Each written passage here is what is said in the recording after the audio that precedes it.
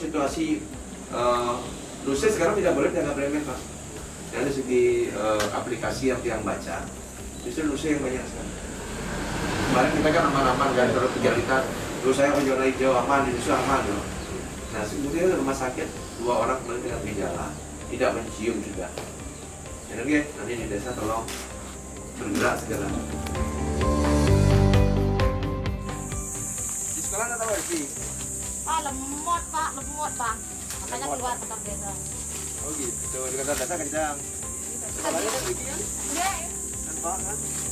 Ini sekali SMP ya? ini dari peralihan dari SD. Kecil sekali ya. Ini semua kita pakai masker kan, kita sama bu guru udah diajarin ya, untuk menjaga biar tidak kena virus, tidak kena sakit intinya ya. Pakai masker, ajarin bapak di rumah sama ibu, ya sama keluarga. Pakai masker, mengenyang, gampang sehat gitu ya. Nah, yang paling penting harus tetap belajar ya. Harus tetap belajar dalam situasi COVID ini, tidak boleh ketinggalan. Ini bu guru sudah cari tempat khusus nih belajarnya ya. Jadi ini merupakan salah satu dampak dari pandemi COVID-19 di mana ibu guru dan anak-anak kita ya harus belajar ke kantor desa, tapi tadi karena ada tamu katanya, jadi harus diajak keluar. Saya tarik ajak ke dalam kembali. Jadi agar jangan situasi ini ketika ada saya datang, anak-anak tetap harus dikasih kesempatan untuk belajar. Kemudian ini pelajaran juga Dinas Pendidikan dan Kominfo nanti untuk masalah sinyal ini sudah semua, tapi masih lemotnya masih kurang bagus ya, sehingga bu guru sampai keluar ya bu guru ya gitu ya, untuk ngajarin anak-anak kita. Terima kasih semuanya. Jadi pandemi belum berakhir, tapi anak-anak tidak boleh berhenti belajar. Mereka harus tetap belajar agar mereka tetap ingat dengan mimpi-mimpinya mereka, agar jangan sampai mereka kalau tinggal di rumah terus atau tidak belajar, nanti malah kelihatan waktu terus mengejar tapi mereka ketinggalan nanti. Tapi tetap protokol kesehatan harus dijaga ya, pakai masker semua ya. Cita-cita jadi apa? Nah, Jadi apa, Pandai? Jadi apa?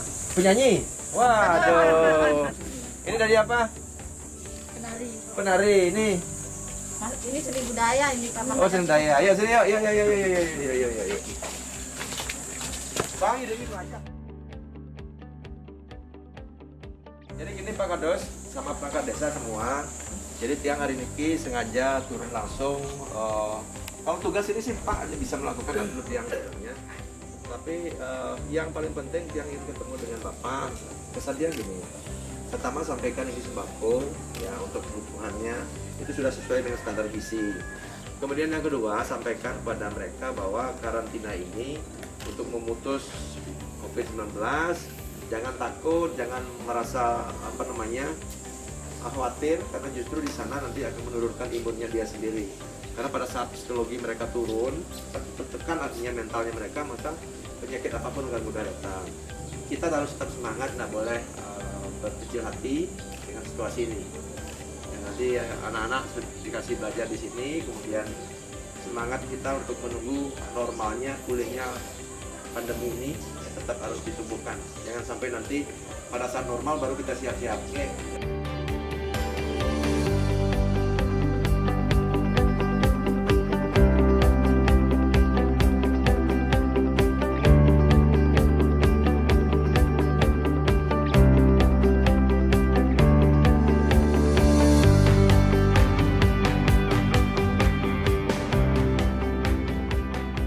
Jadi gini, yang sengaja memang delay. Kalau ini sebenarnya bisa dikirim aja Pak, bisa. Cuma pada intinya kita ingin memberikan penguatan aja kepada masyarakat, agar jangan pada saat karantina itu ada rasa panik atau mungkin ada nanti masyarakat nggak mau dekat dan jadi dan yang paling penting pada saat karantina biar yang bersangkutan benar-benar ada di rumah. Karena kemarin dikhawatirkan penyebaran itu pada saat di karantina di rumah itu mereka tidak disiplin, itulah yang pergi kemana-mana walaupun tanpa gejala, tapi itu sangat berbahaya terutama kepada pengungsi kita.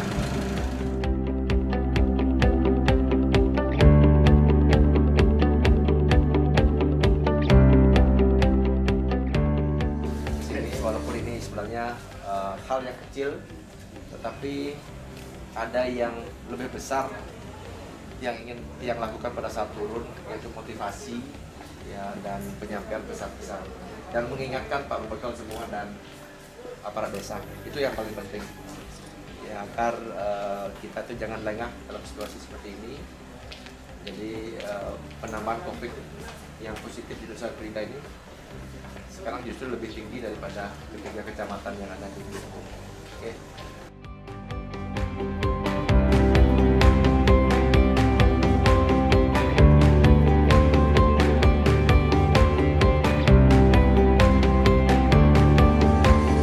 Saya juga keliling di beberapa desa di Nusa Penida untuk memberikan kebutuhan pangan kepada warga kita yang sedang dikarantina di rumah masing-masing di beberapa desa.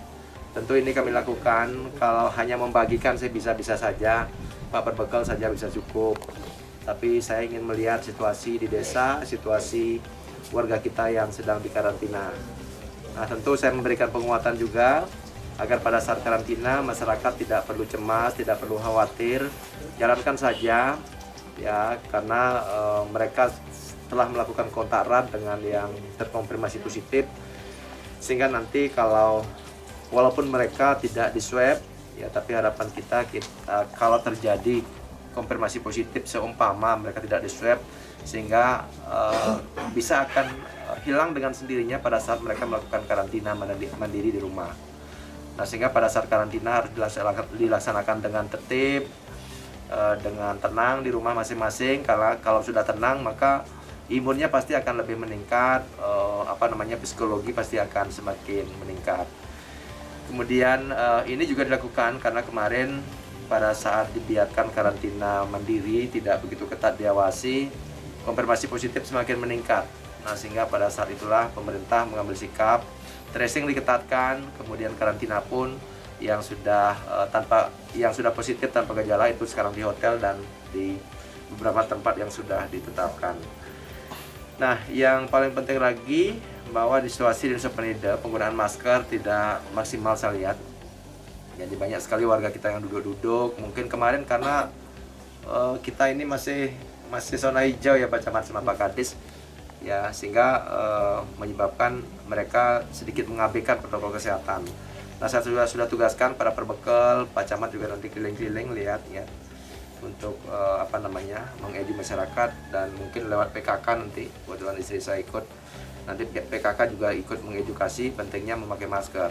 Nggak usah takut sama petugas, nggak usah takut sama pejalan, nggak usah takut sama polisi, nggak usah takut sama kita semua ya, karena pada intinya kita mengedukasi. Yang ditakutkan adalah jangan sampai kita sakit terkonfirmasi positif, karena pada saat itu terjadi maka situasi kita ini pasti akan mental kita akan turun lagi. Kemudian terkait BLT juga tadi saya memberikan pemahaman kepada kepala desa, kepada warga bahwa ini WA banyak masuk tentang BLT di Nusa Penida. Nah, sehingga saya pastikan begini, bahwa BLT susulan yang diberikan oleh kabupaten itu kan berdasarkan sanding data, ada yang sudah mendapatkan 1 kali dari desa, sehingga tahap pertama mereka tidak dapat, mungkin dapatnya misalnya usulan 180 ya, terkoreksi menjadi 175, sehingga tahap awal didapat 175-nya ya, tahap kedua yang didapat dan tahap ketiga. Nah, sehingga warga-warga yang berhak mendapatkan BLT atau bantuan apapun bentuknya itu bisa ditangani dengan sebaik-baiknya. Terakhir, jadi situasi COVID-19 ini tidak boleh membuat kita mental kita turun, semangat kita turun.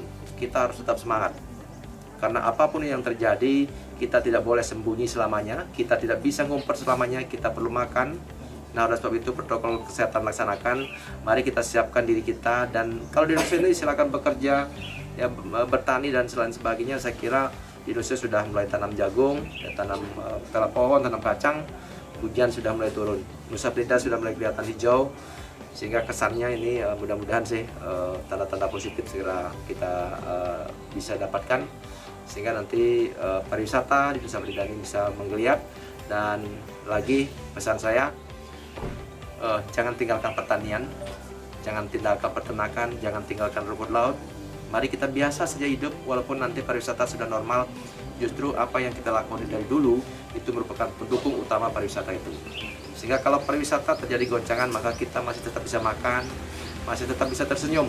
Jangan sampai nanti gara-gara kita tinggalkan semuanya, maka satu yang kita tekuni, satu itu tergoncang, maka semuanya akan tergoncang. Demikian ya, dari Nusa Penida saya sampaikan. Mari kita berdoa, mudah-mudahan badai ini segera bisa berlalu. Salam Gemas Santi.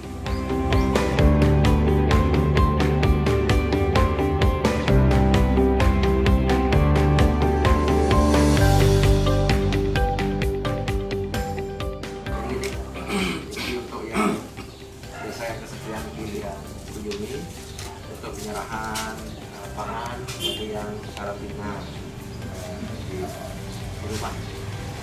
Jadi itu sudah tugas kita, tugas pemerintah.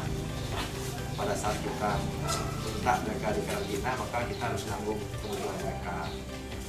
Harapan dia, kalau Pak Bekal juga agar mereka di karantina itu benar-benar di karantina lah. Jangan sampai mereka lihat kemana-mana, karena kita tidak tahu, karena mereka kan tidak di swab nih. Jadi mereka kontak erat, kemarin, maka kita putus dulu.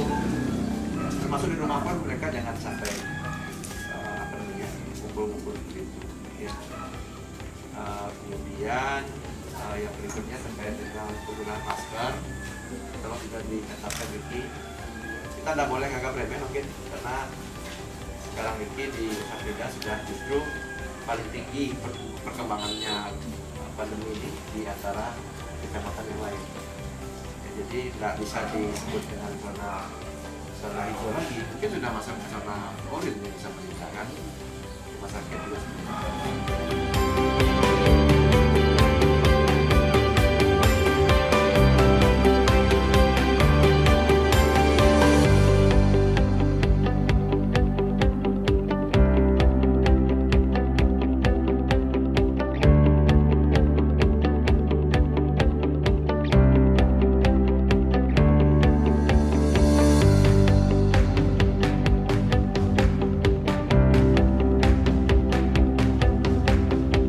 Semangat. Udah makan? Udah. Ayo santai. Lewati masa karantina. Ya. Ini nanti ya sembako. Ya.